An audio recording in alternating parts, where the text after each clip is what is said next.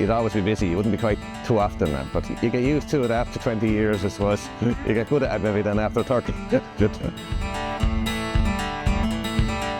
Oh, the Meán with tractors, similar with tractors are good, like, you know. Aber Meán call it into 8 tons tractor with color, like, you know. The last 2 weeks there now, we've been up to rise with Surrey and Dung and all that. So it's about time we got moving. So it was really big, time management, space management. Agus sin was get pest management no leidú sí sé dumarse tá tinsa ag feithití bega. No matter how rain or shine, we are in the face.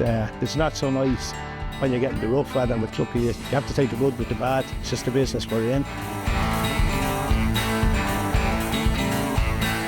Contracting is a lot of small partnerships. We are in partnership with each of our customers. We have to make sure the job is done right in the right time so they can make their money out of it and pay us. Couldn't even bring an ice cream. But something to keep me going. Yeah. Money was tight. Yeah, sure, look, there's nothing new there.